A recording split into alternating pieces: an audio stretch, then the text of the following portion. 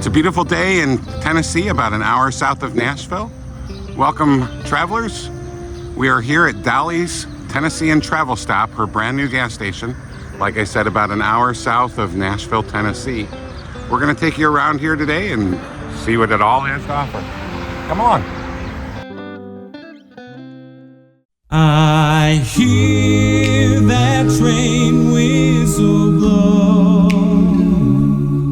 Dolly Parton is one of the greatest selling artists ever. Over 100 million records sold worldwide, more than 3,000 songs written, 25 number one country singles, dozens of Grammy nominations and Grammy Awards, Country Music Hall of Fame, Songwriters Hall of Fame, Rock and Roll Hall of Fame, Kennedy Center Honors, National Medal of Arts, among other awards. I'm starting my day with a cup of ambition.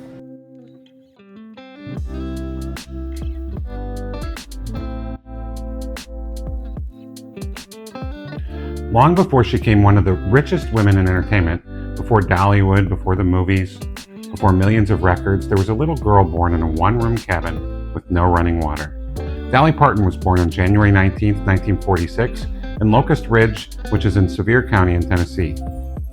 She was born to Robert Lee Parton, a sharecropper and a construction worker who could not read or write, and her mother was Avie Lee Owens, and she was the musician of the family. While she was little, she taught Dolly old mountain songs, church hymns, and ballads. Much of Dolly's songwriting traces back to these early influences. There were 12 children. Dolly was number 4. Imagine filming that in a little one-room cabin, her music, before telling viewers 12 children, 1 bedroom, no electricity, no indoor plumbing. Her mom stitched together, they were so poor, she stitched together a coat from scraps because the family couldn't afford a new one. When sewing, she told Dolly the biblical story of Joseph's coat of many colors. Dolly proudly wore that coat to school, only to be mocked and bullied by classmates. The experience became one of her signature songs, Coat of Many Colors, and later a television movie. When she graduated high school in 1964, she boarded a bus to Nashville the very next day. She had a plan in mind. She had no backup plan, no money, just dreams. And of course, that's where she met Porter Wagoner, who helped change her life. Dolly's Tennessean began as a Tennessean travel stop. It was a truck stop that began in 1974 in this Cornersville, Tennessee. The owner most recently is Gregory Sachs, the chairman and CEO of Sachs Capital Group. And along with Dolly and one of Dolly's producers, Danny Nozell, they made Dolly's gas station. Their vision is simply a travel stop that feels like home. Stay a while, a positive interruption stop on a long trip.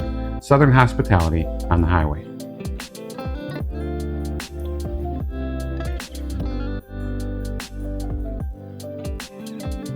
At the grand opening this week, Dolly talked about the difference between her gas station here and the well-known Buc-ee's. We've been to Buc-ee's, I don't know, hundreds of times.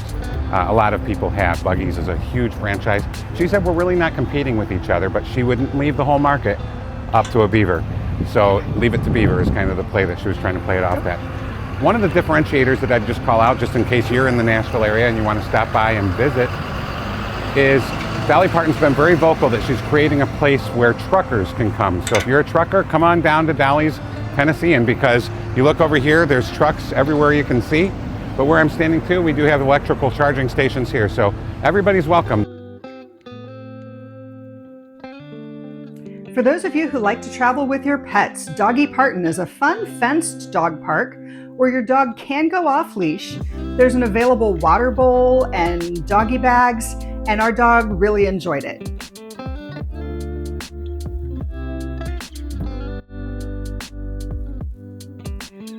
You know her story. She was born penniless, one of 12 kids that lived in a 1-bedroom cabin.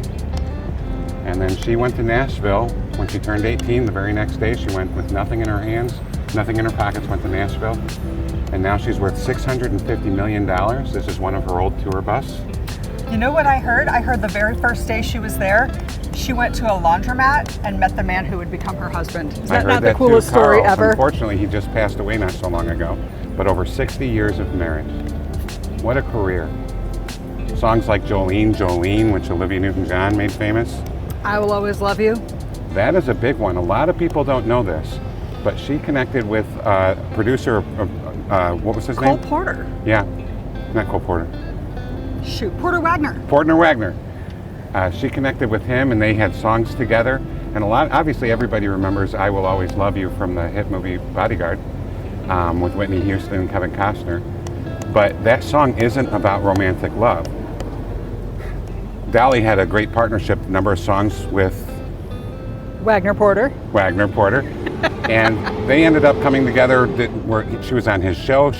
He actually gave her first break, so they had years of partnership, lots of songs out. But ultimately, it was decided that they would go separate ways and do their own solo careers. That was his decision. Kind of broke her heart. She didn't stop him, and she wrote that song, I Will Always Love You. So it's actually a song that was written by Dolly Parton, dedicated to a business partner, a musician business partner, friend of hers, and her mentor, and not a love song after all, and yet one of the most famous love songs ever. And she was delivered after her hospital bill. They had no money. So they say that her dad, she's talked about this a lot, paid the doctor with a sackcloth of grain. She says that story's true. That's crazy. And now you think about what she's become as a musician and everything else. So. Oh my gosh. Are you Miles Journey? How are you? It's nice to meet you. Are you enjoying our videos? I am. All right. They always say never meet your idols, but I really have been fun. Well, it's nice meeting you. So just a fascinating story. Her father was worked with his hands. He was illiterate, couldn't read, obviously. I wonder, she's got that big philanthropic organization where she just hands out books to people all the time. I bet that's where that comes from. You read big numbers and you kind of read it over and over again, but I saw that in preparation for this video, doing some research on her life. It claims that she's placed hundreds of millions of books. I don't doubt it. She gives them to school libraries, to individual children and families. That is her thing. That's her cause. Well, undoubtedly that's inspired by the fact that her father couldn't read. And because her father couldn't read, her mom took her under her wing and taught her all the music. Her mom was her musical inspiration. Wow. Taught her hymns from church. That's right. Gospel songs. Good stuff. The Journey's Bible snapshot for this episode is Proverbs 22:9, which says, "Whoever has a bountiful eye will be blessed, for he shares his bread with the poor." Whether through her music, her generosity, or her commitment to helping children discover the joy of reading, Dolly's legacy reminds us that success isn't measured only by what we achieve, it's also measured by what we give away. The greatest treasures we leave behind aren't the awards on the shelf or the wealth we accumulate, they're the lives we touch through kindness, generosity, and love. Your heart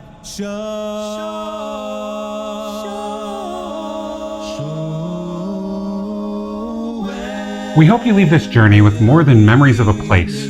We hope you've enjoyed discovering the people and the history that give it meaning. Please like and subscribe to our pages on YouTube, Instagram, Facebook, and X to see our latest journeys and to help other fellow travelers discover our channel and become part of this growing community. If you have an idea for a future journey, leave your suggestions in the comments below. May God bless you and keep you safe wherever your journey leads you. We'll see you down the road when we meet again.